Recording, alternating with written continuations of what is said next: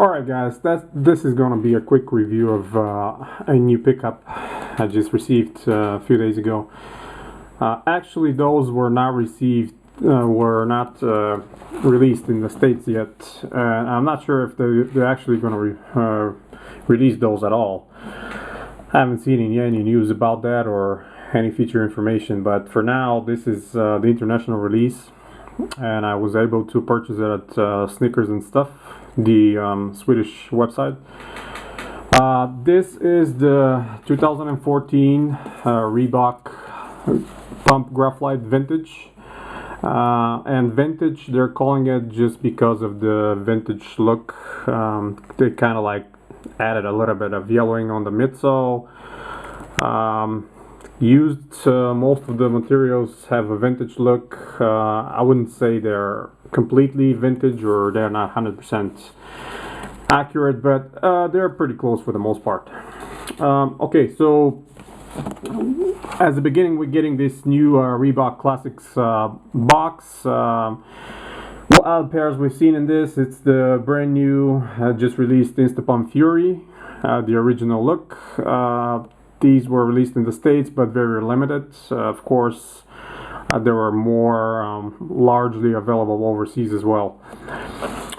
So this new box is basically kind of the old style blue with Reebok Classics written all over it, and it's a pull-up box similar to some other brands. So let's have a quick look inside and see how they're packaged. This is the drawer and some information from Sneakers and Stuff in case somebody wants to return these pairs. We have the regular Reebok paper. And once we take it off, here is the original Pump Graphlite. So a little background, a little history on the model. The original Pump Graphlite was released on the market back in 1992, 1993, and it was actually the first sneaker that Reebok released with all the three major technologies on the market they had. It was the pump, the Hexalite for cushioning, and the Graphlite, which was the brand name of carbon fiber plates that actually Reebok created and started using in variety of sneakers at that time, both basketball and running and cross training and whatnot. So this shoe is very similar to another one that's called Graphlite Rhodes, which is actually it's pretty much the same shoe but without the pump. And this shoe was designed by the legendary Steven Smith, the same person that created the Insta Pump Fury and many other models for Reebok and other companies from those early 90s and 80s days. So about the shoe, the look is very similar to the original one. I have to say, the materials used, it's, I don't know if you guys will be able to see it, but it's a full grain leather around the toe cap. Very soft, very smooth leather, is just amazing, just exactly like I'm remembering it back from all those days. We have a thin strip of yellow 3M for reflecting around the toe box area, and we have a kind of small hint of this reflective 3M material right here on the heel. Other than that, it's basically like every other 90s running shoe, leather with nylon for breathability and some suede around the upper as well. These white and these blue patches are all suede. Also on the thong around the pump is also suede. The interior of this shoe, it's just, I don't know if the camera will be able to pick it up, but it's so smooth and so plush. It is so it just absolutely resembles the original ones. I remember the day when I picked them up in the store back in '92. Of course, I didn't buy them. I just held them in my hands. I was not able to afford any of those shoes back in the day. But and sticking my hand inside, it was just amazing. The feel is so soft. This extra padding they have inside is just amazing. The pump chamber in this particular model is around the tongue, or what Reebok calls it, the midfoot area. So the pump will provide an extra support and extra fit around this whole midfoot section area. The Hexalite in the heel provides the cushioning for better impact absorption and just comfortable ride.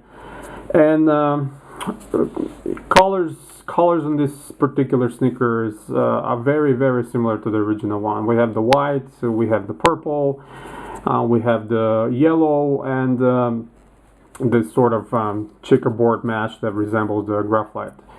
And speaking of Graphlite, unfortunately this is the only downside, and I have to really mention that, and it's quite a bit disappointing for myself. Is the actually let me see if the camera can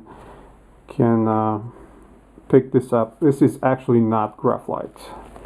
Look how soft it is and how bouncy. It just easily bends. Graphlite was back in the day was at least double the density. It was almost impossible to bend that easily with your hands. It provided all the support that your foot needs without this missing midsole portion.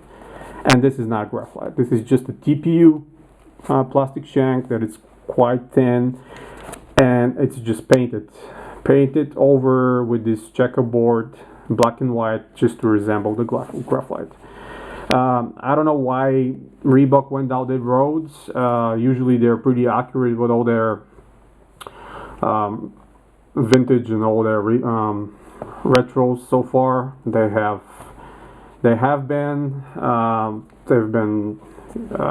on point with the quality and everything, but for whatever reason they just decided to go ahead and use this TPU plastic shank instead of real Graphlite on this model. And not only this model, from what I've heard, same is used on the new Instapump Fury, and probably the Shack Attack as well.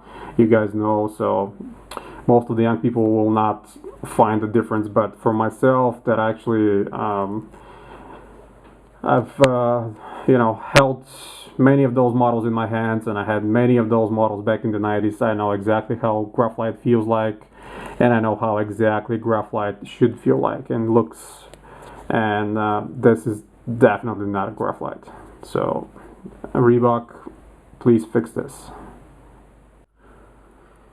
And for a shoe that costs $150, I purchased it in sneakers and stuff, which is 130 euros, but that pretty much equals the $150.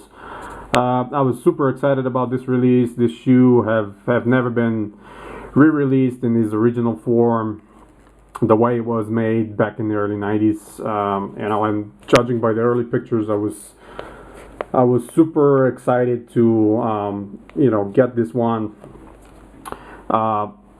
Once it arrived and I picked it up, I got it out of the box. I looked inside and I just flipped it over and tried to look at the Graphlite, and I was like immediately, what is Reebok thinking of putting this plastic here? I mean, it just doesn't make any sense. For this kind of price, you could at least afford to put some real Graphlite there.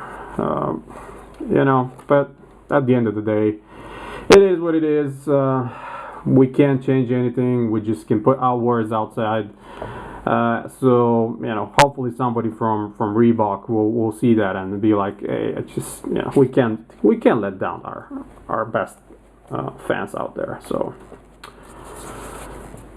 anyway, so other than that, I mean, it's a great looking shoe. Still very light, still very comfortable.